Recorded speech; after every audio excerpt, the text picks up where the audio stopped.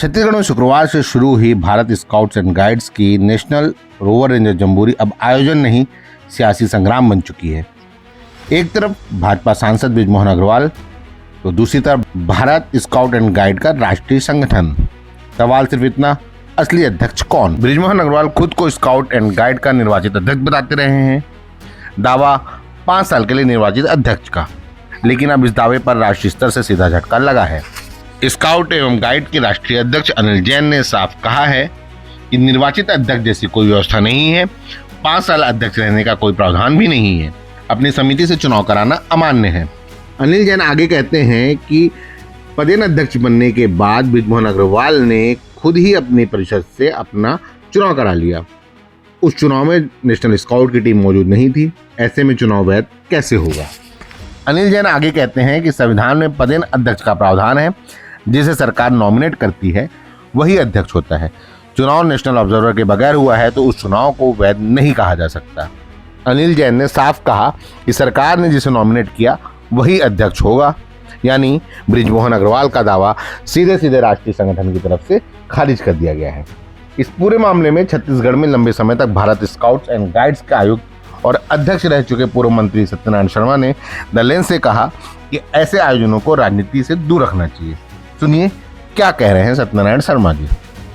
देखिए, scout and guide में बहुत साफ स्पष्ट नियम है कि इलेक्टेड मेंबर का कार्यकाल 5 साल होना चाहिए और नॉमिनेटेड मेंबर का तो कभी भी वो हटाए जा सकते हैं, कभी भी बनाए जा सकते हैं। तो ये बृजमोहन जी अग्रवाल का इलेक्शन अगर हुआ है तो उनका टर्म 5 साल होना चाहिए, और अगर नॉमिनेशन है तो फिर जो नए वर्तमान में अध्यक्ष हैं वो रह सकते हैं। ये इसमें व्यवस्था है। और दूसरा ये कि गैर राजनीतिक संगठन है, ये बच्चों से जुड़ा हुआ कार्यक्रम है। बच्चों को आने जाने में बड़ी तकलीफ होती है। जब बच्चे आ गए तो 1-2 रोज पहले स्थगित करने की बात सामने आई।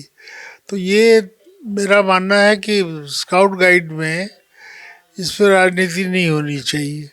राजनीति की जूतियों को बाहर उतार करके प्रवेश करना चाहिए। ये पवित्र स्थान है, शिक्षा का मंदिर है और बच्चों से जुड़ा हुआ मसला है।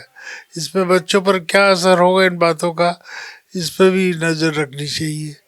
तीसरी चीज़ ये है कि अगर, जैसा कि मैंने समाचार पत्र में पढ़ा, अगर कोई अनियमितताएँ हैं, कोई आर्थिक गड़बड़ियाँ हैं, तो उसका मसला अलग से सरकार तय करे। कैसे उसका क्या करेगी, क्या नहीं करेगी, कहाँ गड़बड़ियाँ हैं, कहाँ नहीं है। सुनने में ये आ रहा कि टेंडर हुआ ही नहीं, उसके पहले ही वर्क ऑर्डर दे दिया गया। तो ये सब चीज़ें इस तरह की संस्थाओं में नहीं होनी चाहिए। ये कड़वी सच्चाई है। पहले भी मध्य प्रदेश छत्तीसगढ़ के टाइम में जम्बूरी, अजीत जोगी जी के टाइम में जम्बूरी, नेशनल जम्बूरी हुई है। और ये तो रोवर रेंजर की जम्बूरी है। वो तो सब बच्चों को लेकर के स्काउट गाइड पूरा, और ये अच्छी जम्बूरी हुई थी। डिस्प्यूट की कोई बात आती नहीं इसमें। अब ये कहाँ से डिस्प्यूट पैदा हो रहा है, तो इनकी पार्टी का मामला है। आपस में एक दूसरे को विश्वास में लेकर के इसको रिजोल्व कर लेना चाहिए। हाँ, ये तो एक चिंता की बात है कि अगर दोनों एक ही पार्टी के आदरणीय पदाधिकारी क्लेम कर रहे हैं तो इसको आपस में बैठ करके इसको सुलझाना चाहिए और माननीय मुख्यमंत्री जी को हस्तक्षेप करना चाहिए।